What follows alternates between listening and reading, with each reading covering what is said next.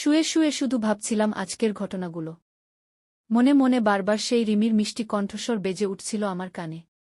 ওর হাতে আমার হাত ধরা, ওর গালে দেওয়া আলতো চুমুর গন্ধ যেন এখনও আমার শরীরে লেগে আছে। দরজার কাটায় হঠাৎ একটা শব্দ শোনা গেল। আমি চমকে উঠে দরজা খুলে দেখি রিমি দাঁড়িয়ে আছে। ওর চোখে ঘুম নেই, একটু কাঁপছে, সাদা পোশাকে খুব সুন্দর লাগছে। ও আমার দিকে একটু লাজুক হাসি দিয়ে বলল, ভাইয়া ঘুম হয়নি তাই একটু এসেছি তোমার সাথে কথা বলতে। আমি ওকে ভিতরে ঢুকতে বললাম, দরজা বন্ধ করে আমি ওর পাশে বসে গেলাম। ওর হাত আমার হাতে রেখে বলল, ভাইয়া আজ দুপুরে তোমাকে জড়িয়ে ধরে আমি যা অনুভব করলাম সেটা বলতে পারব না। ওর চোখে যেন একরাশ অনুভূতি জমে আছে। আমি ওর হাত শক্ত করে ধরে বললাম, রিমি তুমি জানো না তোমার এই স্পর্শ আমার জন্য কত বড় সুখ। রিমি মাথা নিচু করে বলল, আমি অনেকদিন ধরে তোমার এই কাছাকাছি থাকতে চাইতাম কিন্তু সাহস পাইনি। আজ যখন তোমাকে ছুঁই তখন মনে হলো যেন এই পৃথিবীটা থেমে গেছে। আমি তোমাকে ছাড়া কিছুই ভাবতে পারি না, তোমার হাসি, তোমার কথা আমার কাছে সবচেয়ে প্রিয়। আমি ওর চোখের দিকে তাকিয়ে একটু এগিয়ে গিয়েছিলাম, ওর চুলে হাত বুলিয়ে বললাম, আমি জানি এটা ঠিক না কিন্তু আমার মন বলে তোমার কাছাকাছি থাকতে হবে। রিমি হঠাৎ আমার গলায় হাত রেখে বলল, ভাইয়া আমি তোমাকে জড়িয়ে ধরতে চাই, খুব কাছাকাছি থাকতে চাই, আর কখনো তোমার হাত ছেড়ে যেতে চাই না। আমি কিছু বলার আগেই ওর ঠোঁট আমার গালে লেগে গেল। আমি চোখ বন্ধ করে নিলাম, আমার শরীরে এক অদ্ভুত অনুভূতি ছড়িয়ে পড়ল। আমরা অনেকক্ষণ একে অপরকে জড়িয়ে ধরেছিলাম। ঘরের বাতি নিভে গিয়েছিল, শুধু জানালার বাইরে বৃষ্টি পড়ছিল আর আমাদের নিঃশ্বাসের শব্দ শোনা যাচ্ছিল। ওর কপালে একটা হালকা চুমু দিয়ে বললাম, রিমি আজ এই রাতটা শুধু আমাদের হোক। রিমি আমার বুক থেকে একটু সরে এসে বলল, ভাইয়া আমি তোমাকে অনেক ভালোবাসি, আমার জীবনটা তোমার সাথে কাটাতে চাই, আর কখনো তোমার থেকে দূরে থাকতে চাই না। ওর চোখে জল জমে গেল। আমি ওর হাতে হাত রেখে বললাম, আমি তোমার পাশে আছি সব সময়। ঘরটা তখন এক অদ্ভুত নরম আলোয় ঝলমল করছিল। আমাদের ভালোবাসার স্পর্শের সময় যেন থমকে গেছে। রাত গভীর হয়ে এলো কিন্তু আমরা একসাথে ছিলাম আর অন্য কিছু ভাবার প্রয়োজন ছিল না। এই বাড়িটায় আমি এসেছি মাত্র কয়েকদিন। মায়ের মৃত্যুর পর মামার বাড়িতে থাকা শুরু করেছি। মামি খুব ভালো একজন মানুষ। নাম তার নিশা। চেহারাটা মায়ামা। মাথায় সবসময় সাদা পাতলা শাড়ি, আর তার আচরণ এত নরম আর আদর মেশানো। মনে হয় যেন আমি তার আপন কেউ। মামাতো বোন রিমি আমার থেকে 1 বছরের ছোট। চুল লম্বা, চোখে টানা কাজল। সবসময় হেসে কথা বলে, কিন্তু কখনো কখনো মনে হয় ওর হাসির আড়ালে কিছু লুকানো থাকে। সেদিন সন্ধ্যায় হঠাৎ বিদ্যুৎ চলে গেল। মামা তখন বাইরে। ঘরের ভেতর অন্ধকার। রিমি তখন মামির গায়ে হেলান দিয়ে বসেছিল। আমি সামনের সোফায় বসে চুপচাপ ওদের দেখছিলাম। মামি বলল, এই বৃষ্টির রাতটা একদম নিঃশব্দ। শরীর কেমন করে জানিস রাফি? একটা উষ্ণতা খুঁজতে ইচ্ছা করে। ওর গলা ছিল এক ধরনের ব্যাকুলতা, যা আগে কখনো শুনিনি। আমি বললাম, মামি আপনার কি ঠান্ডা লাগতেছে? মামি হাসল আর বলল, হয়তোবা। আদর পেলে ঠিক হয়ে যেত। আমি একটু চমকে গিয়ে বললাম, আমি তেল এনে দিই, ঘাড়ে মালিশ করে দেবেন নাকি? ও বলল, তেল দিয়ে কি হবে? ভালোবাসার ছোঁয়া লাগবে। ওর কথা শুনে আমার বুকটা কেমন যেন কেঁপে উঠল। রিমিও তখন চুপচাপ মামির কাঁধে মাথা রেখেছিল। হঠাৎ মামি ওর মাথায় চুলে হাত বুলিয়ে দিতে দিতে বলল, রিমি তো খুব আদুরে। আর তুই রাফি খুব গম্ভীর। তোর মুখে তো আমি হাসিও দেখি না। আমি বললাম, আমার হাসার ইচ্ছা থাকে না মামি, কিন্তু আপনাদের দেখলে ভালো লাগে। মামি একটু নরম গলায় বলল, আমাদের শুধু দেখে চলবে না, ছুঁয়ে দেখতেও শিখতে হয়। মামির কথা শুনে আমার শরীরে কেমন এক উত্তাপ ছড়িয়ে পড়ল। আমি জানি না কেন, কিন্তু এই নীরব অন্ধকার রাত, এই বৃষ্টির শব্দ, এই আলতো কথা, সব কিছু মিলে মনটা অন্যরকম লাগছিল। হঠাৎ মামি দাঁড়িয়ে এলো। আমার পাশে এসে বসল। ওর শরীরটা তখন ঘ্রাণে ভরপুর। একটা হালকা আতরের গন্ধ। চোখে চোখ পড়ল আমার। মামি বলল, ভয় পাচ্ছিস? আমি তোকে খেতে যাচ্ছি না।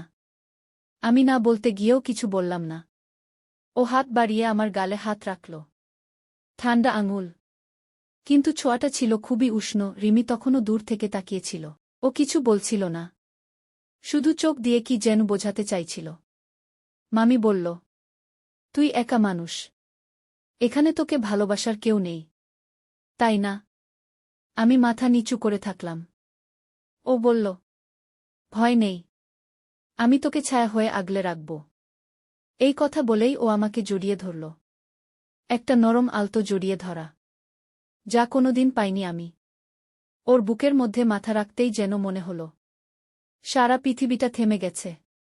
বৃষ্টি তখনও পড়ছে, টিনের চাল বেয়ে টুপটাপ শব্দ, আর আমার বুকের মধ্যে অন্যরকম এক নরম অনুভব। এই ছিল আমার মামি নিশার সঙ্গে প্রথম নীরব ভালোবাসার মুহূর্ত। বন্ধুরা, যদি এই গল্প ভালো লাগে তাহলে অবশ্যই একটা লাইক দিয়ে দিও, আর চ্যানেলটি সাবস্ক্রাইব করে পাশে থাকো। পরবর্তী অংশে এমন কিছু হবে যা তোমার মন ছুঁয়ে যাবে, তাই পুরো গল্পটি শুনতে একটুও মিস করো না। আমি শুয়ে শুয়ে ভাবছিলাম আমার মন কোথায় যাচ্ছে। মামি আর রিমির কথা বারবার মাথায় আসছিল। তারা দুজনেই আমার কাছে খুব কাছে হয়ে গেছে, কিন্তু ভাবতেও পারছিলাম না এত দ্রুত আমাদের সম্পর্ক এতটা ঘনিষ্ঠ হবে। রিমির সেই মিষ্টি হাসি, তার হাত আমার হাত ধরে রাখা, আর মামির আদর আশীর্বাদ, সবকিছু একসাথে যেন আমার মনে নরম একটা আলো জ্বালিয়েছে। একদিন সন্ধ্যায় আমি হঠাৎ দেখি মামি ও রিমি একসাথে বসে আছেন। ওরা একে অপরের চোখে অনেক কথা বলছিল। আমি একটু কাছে গিয়েছিলাম, তখন মামি আমার দিকে তাকালো। আমার বুকটা ধক করে উঠল। ওর চোখে ছিল এক অন্যরকম উষ্ণতা। আমি নিজেকে থামাতে পারছিলাম না। ওদের মাঝে যেন একটা গোপন কথা লুকিয়েছিল। রিমি আমার দিকে তাকিয়ে হাসল। আমি পিঠে ব্যথা করছিল। মামি এসে আমার পিঠে হাত বুলিয়ে বলল, রাফি, তুমি জানো তোমার জন্য আমি আর রিমি কতটা চিন্তিত। তুমি আমাদের জন্য এক একজন। আমাদের মাঝে এত ঘনিষ্ঠতা না থাকলে তুমি বুঝতেই পারবে না। আমি কিছু বলতে পারিনি। ওদের কাছ থেকে দূরে হেঁটে গেলাম। আমার মনটা কেঁপে উঠছিল। ওদের সঙ্গে আমার সম্পর্ক শুধু পরিবারই না, ওদের ভালোবাসা আমার হৃদয় স্পর্শ করেছে। আমি সেই রাতে শুয়ে শুয়ে শুধু ভাবছিলাম, তাদের ছোঁয়া আমার জন্য কত বড় আশ্রয়। তাদের ভালোবাসা আমার মনকে শান্তি দেয়। পরদিন মামি এসে আমার ঘরে আসলো। ওর হাতে ছিল কিছু ফল আর তাজা ফুল। ও বসে আমার পাশে এসে আমার হাত ধরা শুরু করল। ওর হাতে ছিল মমতা আর যত্ন। আমি চোখ বন্ধ করে ওর হাতের স্পর্শ অনুভব করলাম। ওর ঠোঁট আমার হাতের কবজায় হালকা চুমু দিল। আমার হৃদয় যেন নরম মাটির মতো গলে গেল। রিমি তখনও দূর থেকে তাকিয়েছিল। ওর চোখে ছিল একরাশ মিষ্টি টান। ও আসতে চাচ্ছিল, কিন্তু কেমন যেন লজ্জা পাচ্ছিল। আমি চাইলাম ওর কাছাকাছি যেতে। ও ধীরে ধীরে আমার পাশে এসে বসল। আমাদের হাত একে অপরের হাতে মিশে গেল। আমরা একে অপরকে জড়িয়ে ধরলাম। আমার হৃদয় কেঁপে উঠল। ওর কপালে আলতো চুমু দিলাম। ওর চোখে ছিল এক মধুর ভালোবাসা। আমরা দুজনেই জানতাম, এই স্পর্শে আমাদের সম্পর্ক নতুন এক উচ্চতায় উঠছে। আমার মন বলল, এটা ঠিক। তারা আমার কাছাকাছি আসছে। আমাদের ভালোবাসা শুধু পরিবারের বাঁধন নয়, একটা গভীর বন্ধুত্ব, একটা নরম সম্পর্ক যা ধীরে ধীরে ফুল ফুটছে। আমরা একসাথে বসে অনেকক্ষণ কিছু না বলেই শুধু একে অপরের স্পর্শে ভাসছিলাম। এই মুহূর্তগুলো আমার জীবনের সবচেয়ে সুন্দর স্মৃতি হয়ে থাকবে। আমি জানি, আমাদের মধ্যে ভালোবাসা বাড়বে, আরও বেশি ঘনিষ্ঠ হবে, আর আমরা একে অপরকে বুঝতে শিখব। রিমি ও মামির কাছে আমি শুধু রাফি। তারা আমার পাশে। তাদের ভালোবাসা আমার জীবনের সবচেয়ে বড় শান্তি। বৃষ্টি থেমে গেছে। বাইরে শুধু একটু বাতাস বয়ে যাচ্ছিল। আমার মনটা আজ সারাদিন থেকে একটু অস্থির। শরীরটা ক্লান্ত। আমি ভাবছিলাম গোসল করার সময় হয়ে গেছে। বাথরুমের দরজা খুলে শাওয়ারের জন্য জল চালু করলাম। জলের ঠান্ডা স্পর্শে শরীরটা একটু চাঙ্গা হয়ে গেল। তখনও ভাবছিলাম আজ রাতটা কেমন কাটবে। মামি, নিশা আর রিমি একসাথে গোসল করতে যাবে। আমার তো একটু লজ্জাও হচ্ছিল, কিন্তু ওরা দুজনেই যেন আমার কাছাকাছি, আরও কাছে আসছে। তাদের কাছ থেকে দূরে থাকতে পারছিলাম না।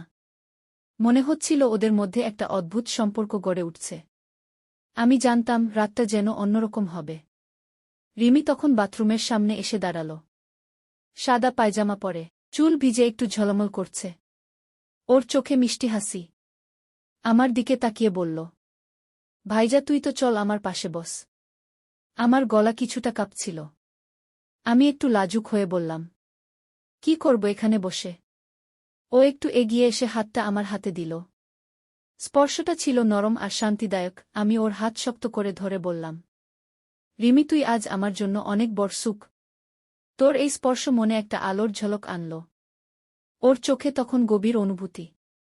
আমাদের দুজনের মাঝে যেন ভালোবাসার আলতো বাতাস বয়ে গেল। আমি ওর চুলে হাত বুলালাম। ওর ঠোঁটে হালকা একটা হাসি। হঠাৎ ওর হাত গলায় নিয়ে এলো।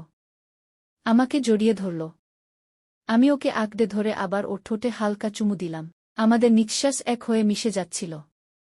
আমরা বুঝতে পারছিলাম এই সম্পর্ক অনেক গভীর। মামি নিশা তখন বাথরুমের ভেতর থেকে শাওয়ার নিচ্ছিল। জলের শব্দ আর বাথরুমের ভেজা দেওয়াল থেকে আসা গন্ধ সব মিলিয়ে একটা মায়াবী মুহূর্ত তৈরি করছিল। আমি আর রিমি একসাথে ছিলাম। আমাদের শরীরে জল বয়ে যাচ্ছিল। আমরা একে অপরের হাত ধরে একটু দূরত্বে দাঁড়িয়ে আমাদের চোখে চোখ মেলে বলছিলাম, কতটা ভালোবাসি ওকে। রিমি আমার গলার কাছে আসল। আমাদের ঠোঁট আবার মিলল। একটু দীর্ঘ, কোমল। আমাদের মধ্যে যেন কোনো কথা ছিল না। মামি তখন বাথরুম থেকে বেরিয়ে এলো। ওর সাদা শাড়ির ভেজা কাপড় থেকে জল ঝরছিল। ওর চোখে মৃদু হাসি। আমরা দুজনকে একসাথে দেখে ওর মুখে একটা উষ্ণতা ফুটে উঠল। ও বলল, রাফি ও রিমি, তোমাদের ভালোবাসাটা একদম সঠিক। একসাথে থাকো, ভালোবাসো। একসাথে থেকে একে অপরকে সম্মান করো। আমাদের তিনজনের মাঝে সেই মুহূর্ত ছিল যেখানে কোনো বাধা নেই, শুধু ভালোবাসা আর স্নেহের বন্ধন।